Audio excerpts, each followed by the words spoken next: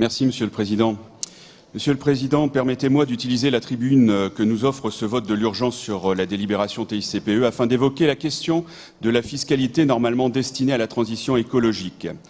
Les événements du week-end dernier, nous l'avons rappelé, ont démontré combien les mouvements contestataires spontanés sont, pour une partie de notre population, l'expression d'une triple crise territoriale, sociale et politique. Aujourd'hui, j'attire votre attention sur une autre crise qui se profile, une crise économique. En effet, le projet de loi de finances pour l'année 2019 prévoit à ce jour de supprimer le taux réduit de la TICPE sur le gasoil non routier. Cette annonce touche de plein fouet les artisans, les entreprises du bâtiment et de travaux publics, ainsi que les industriels et producteurs de matériaux qui vont voir le prix du gasoil passer de 1 € à 1,50 €.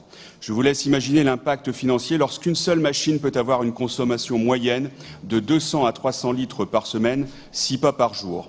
De tels arbitrages impacteront inévitablement et lourdement une activité en pleine reprise et déjà chancelante. Certains représentants professionnels estiment la baisse de marge des entreprises de TP à près de 60%, situation qui risque d'être fatale pour les plus petites structures. Cette mesure ne fera également qu'aggraver le phénomène de vol de carburant que connaissent ces entreprises par le siphonnage récurrent des réservoirs des engins de chantier au regard du prix actuel des carburants. In fine, c'est sur le client que se répercutera cette hausse. Tous les devis déjà engagés voient leur équilibre économique remis en cause.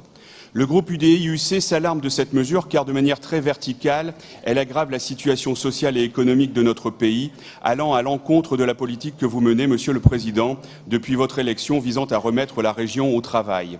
En outre, ce choix de taxer, par exemple, le carburant des engins de chantier va impacter malheureusement à la hausse le coût des travaux de terrassement du canal Seine-Nord Europe.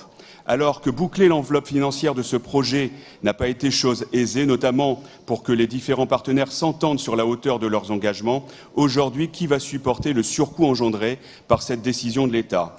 Le groupe UDI-UC souhaite réaffirmer toute l'importance du canal Seine-Nord Europe en termes de structuration, de redynamisation et de développement économique de notre territoire.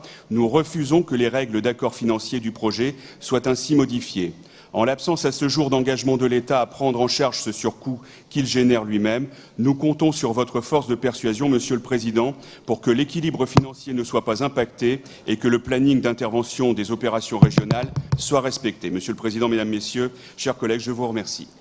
Bien, à partir de 10h30, maintenant, on va se tenir aux 2 minutes pour tout le monde. Que ce soit clair, vous pourrez me reprendre.